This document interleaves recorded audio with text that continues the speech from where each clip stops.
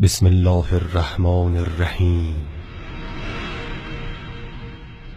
اتل ما اوحی الیک من الكتاب واقم الصلاة ان الصلاة تنہى عن الفحشاء والمنکر ولذکر اللہ اکبر واللہ یعلم ما تصنعون۔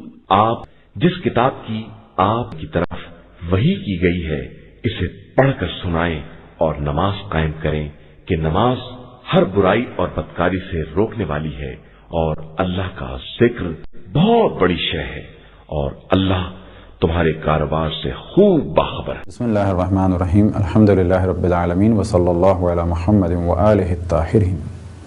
موضوع گفتگو نماز آیات کا طریقہ۔ نماز آیات کو دو طریقے سے انجام دیا جا سکتا ہے۔ تو پہلے مرحلے میں توجہ رہے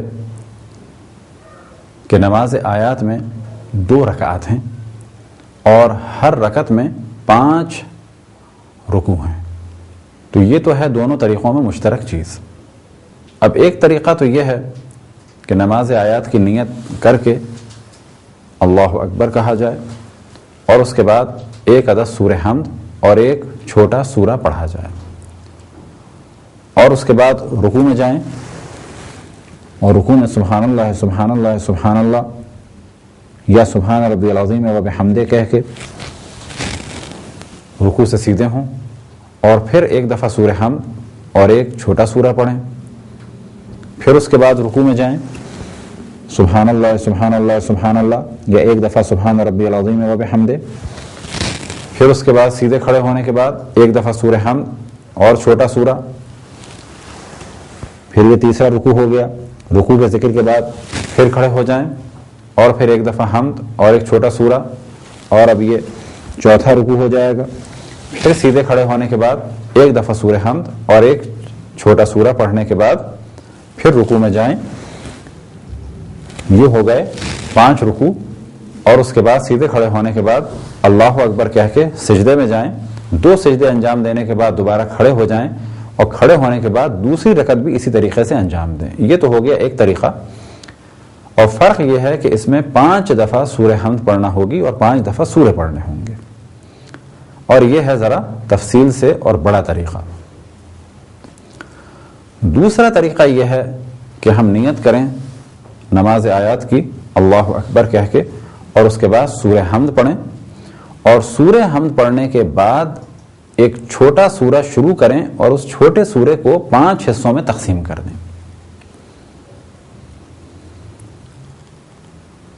مثال کے طور پہ سورہ حمد پڑھی اور اس کے بعد کہا اور نیت کی، ذہن میں رکھا کہ ہم اب سورہ توحید پڑھیں گے،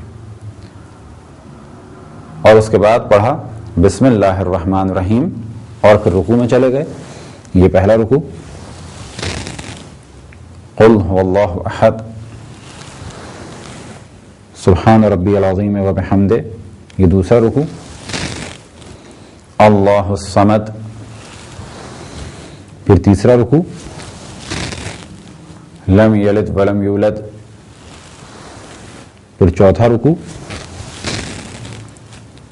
ولم یکن لہ کفوا احد، اور پھر یہ 5واں رکوع۔ پھر سیدھے کھڑے ہوئے اور 2 عدد سجدے انجام دیے، سجدے کے بعد دوبارہ کھڑے ہو کے ایک سورہ حمد اور ایک چھوٹے سورے کو 5 حصوں میں تقسیم کر کے ہر دفعہ ایک آیت کا اس کا حصہ پڑھا اور اس کے بعد رکوع کیا۔ یہ ہے دوسرا طریقہ اور مختصر طریقہ۔ ہر دفعہ اللہ اکبر کہنا مستحب نہیں ہے، البتہ دوسرے رکوع کے بعد ایک دفعہ قنوت مستحب ہے، پھر چوتھے کے بعد، پھر چھٹے کے بعد، اور پھر 8ویں کے بعد، اور پھر 10ویں دفعہ۔ اسی طرح سے سمع اللہ لمن حمدہ 5ویں دفعہ میں اور 10ویں دفعہ میں، یعنی آخری رکوع میں مستحب ہے۔ اب کچھ مسائل کی جانب توجہ رکھیں کہ اگر جان بوجھ کے ایک بھی رکوع زیادہ کر دیں یا کم کر دیں نماز باطل ہو جائے گی۔ اگر یہ شک ہو جائے کہ یہ پہلی رکعت کا پہلا رکوع ہے یا دوسری رکعت کا کوئی رکوع ہے اور پھر کسی بھی جگہ ذہن نہ پہنچ پائے، نماز باطل ہو جائے گی۔ اسی طریقے سے اگر ایک رکوع رہ جائے یا ایک رکوع زیادہ ہو جائے بھولے سے تو ایسی صورت میں بھی نماز باطل ہو جائے گی۔ فرض کریں کہ آپ نے ایک رکوع کیا، دوسرا کیا، تیسرا کیا، چوتھا کیا، پانچواں کیا اور پھر چھٹا رکوع کر دیا، تو جیسے ہی آپ نے چھٹا رکوع کیا نماز باطل ہو جائے گی اور نماز دوبارہ پڑھنی ہوگی۔ یہ دو طریقے بیان کیے۔ اب سوال کے ذہن میں آ سکتا ہے کیا یہ ممکن ہے کہ پہلی رکعت پہلے طریقے کے مطابق پڑھیں اور دوسری رکعت دوسرے طریقے کے مطابق پڑھیں؟ تو جواب یہ ہے کہ یہ کام بھی انجام دیا جا سکتا ہے، نماز ہو جائے گی۔ خداوند تبارک و تعالیٰ سے دعا ہے کہ بحق محمد و آل محمد ہمیں اپنے رسول اپنی حجتوں خصوصاً امام زمان علیہ الصلوۃ والسلام کی معرفت اور اطاعت کی توفیق عطا فرمائے۔ وصلی اللہ علی محمد و آلہ الطاہرین۔